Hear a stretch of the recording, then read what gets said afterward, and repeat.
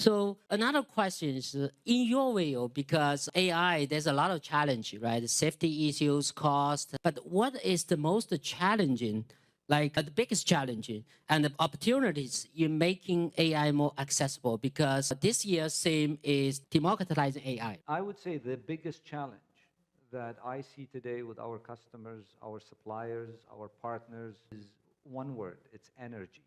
It's power. These chips are really pushing the envelope of technology. They're getting larger and larger. And our best partner is, as you know, we've been working with them for many, many decades. And we are trying to figure out ways to innovate in reducing the power and making it more power efficient. But the requirement for compute year on year in terms of T-flow is increasing not by 1x or 2x or 5x. It's actually the demand for these large language models is increasing by 10x.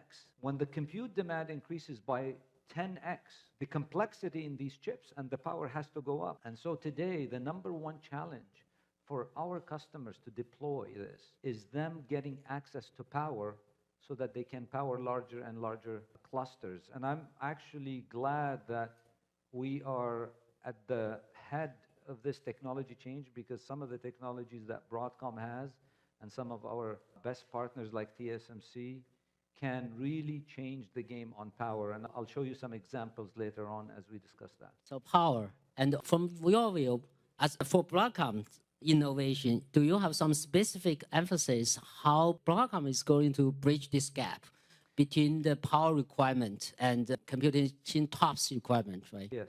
So I would say that's one of the most important things we're working on. How do we deliver power efficient chips and networks and ultimately clusters? And it requires a lot of innovation. So one of the things I want you to know about Broadcom is Broadcom equals technology. The number one most important investment that we do is not marketing, is not sales, it is actually engineering. So we have in Broadcom on the semiconductor side about 15,000 employees who are part of the organization that I have. More than 13,000 of them are engineers. So as you can see, almost 90% of what we have is focused on engineering. And so their job, these engineers, is to really ensure that we deliver the best technology in the world. And since I think most of us here are engineers, can you just raise your hand if you're an engineer? Okay, so because most of you are engineers, I actually thought it would be great to show you some of the cool things we do. So we brought a few things I'm gonna actually grab. So on the power side, give me 1 second to show you something here. Great. Since you're all engineers, I thought you would appreciate these things. So this is the fastest networking chip in the world, okay? Wow. This is Tomahawk 5, built in collaboration with our friends at TSMC. It's the only chip in the world that does 51 terabit per second. Only one. And the first one that went to production. The fact that we have a single die here, single monolithic chip, makes it the lowest power, 51 terabit per second. Wow. This chip takes 128 of these pluggable optics. Each one of these is 400 gigabits per second. Wow. So you can put 128 of these in here. Wow. That chip is about 800 watts. Each one of these is about 15 watts. When you put 128 of these, that's 2,000 watts plus 700, that's 2.k kilowatts.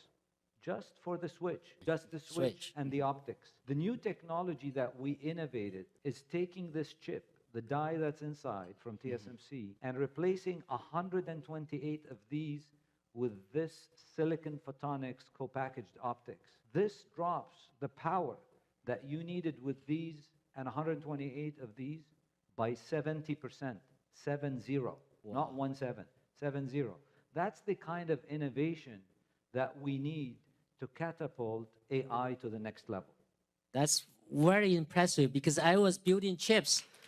Compared to the chips I showed in my previous presentation, this is much larger, so very impressive. So also, all the AI native data center probably need a lot of this, right?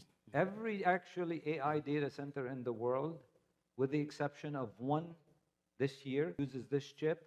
Next year, all the data centers in the world will use this chip.